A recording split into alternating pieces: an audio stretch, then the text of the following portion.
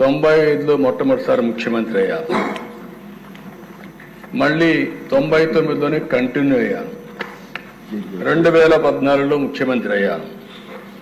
2024లో మళ్ళా ముఖ్యమంత్రి అయ్యాను. కానీ ఇలాంటి పరిస్థితి నా జీవితంలో ఎప్పుడు చూడలేదు. ఈరోజు ఎంత తవ్వితే అన్ని అవకతవకలు కానీ భయంకరమైన విషయాలు వచ్చే పరిస్థితి వస్తూ ఉంది. అందుకే మనకంటే ప్రజలు ఎక్కువ ఆలోచించారు. వాళ్ళు ఏదైతే ఆలోచించారో దాని పర్యవసానమే మొన్న మనకిచ్చినటువంటి తీర్పు.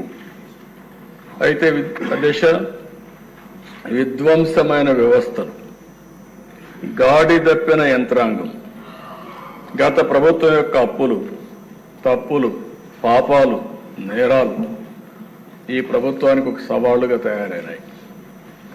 జూన్ 12న ప్రభుత్వ అధికారం చేపట్టి ఆ రోజు చూస్తే రాష్ట్ర పైన ఉంది. కొంతమంది నన్ను అడిగారు, మీరు ముఖ్యమంత్రి అవుతారు, అయిన తర్వాత ఈ రాష్ట్రాన్ని బాగు చేస్తారా, చేయగలుగుతామనే నమ్మకం మీకుందని అడిగారు. నేను ఒకటే చెప్పాను, నేను పారిపోలేను. అధికారం ఉన్నా అధికారం లేకపోయినా, లేకుంటే ఎప్పుడైనా సరే ప్రజల కోసం పనిచేశా. ఇప్పుడు కూడా అలాంటి సవాళ్ళని నేను స్వీకరించి మళ్ళీ ప్రజలు నిలబెట్టగలిగితే అదే నాకు కావాలి, అది చేసి తీరతానని ఆ రోజు ప్రతిజ్ఞ చేసి ముందుకు వచ్చానని చెప్పి నేను తెలియజేస్తున్నాను.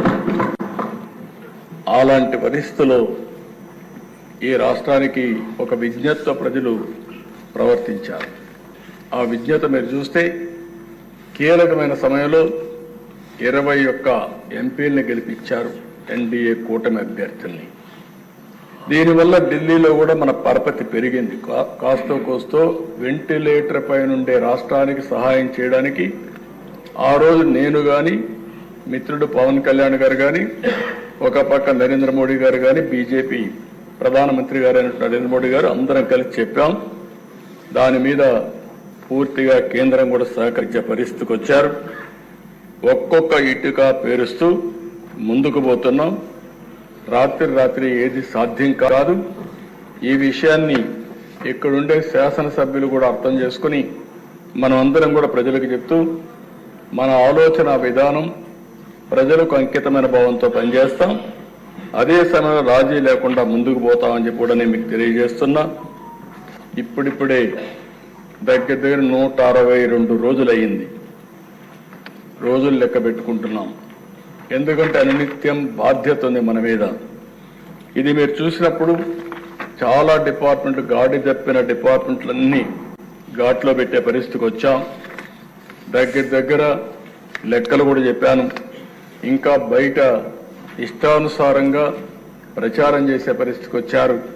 సాక్ష్యాధారాలతో సహా 10 లక్షల కోట్ల రూపాయలు అప్పులు కానీ, గాడి తప్పిన వ్యవస్థలు, అస్తవ్యస్తంగా ఉన్న ప్రభుత్వ శాఖలు, పెండింగ్ బిల్లు, అనేక సవాళ్లు విసిరిన మనకుండే అనుభవంతో వీలైనంతవరకు సరి చేసుకుంటూ వచ్చాం. నేను ఒకే విషయం ఈ సభ ద్వారా ప్రజలందరికీ హామీ ఇస్తున్నా, మీ నమ్మకాన్ని వమ్ము కానీయం. 5 నెలల్లో అనేక అడుగులు వేశాం. ప్రజలు ఒక నమ్మకాన్ని క్రియేట్ చేశాం. సంతృప్తి, సంతోషం, భద్రత కల్పించే విధానాల కోసం నాంది పలికాం. మళ్లీ హామీ ఇస్తున్న ఎన్డీఏ విధానం సంక్షేమం, అభివృద్ధి, సుపరిపాలన, ఈ 3 ద్వారా ఆంధ్రప్రదేశ్ రాష్ట్ర ప్రజలకు భరోసా ఇచ్చే విధంగా ఈ పరిపాలన కొనసాగిస్తామని చెప్పి కూడా నేను మీకు తెలియజేస్తున్నాను.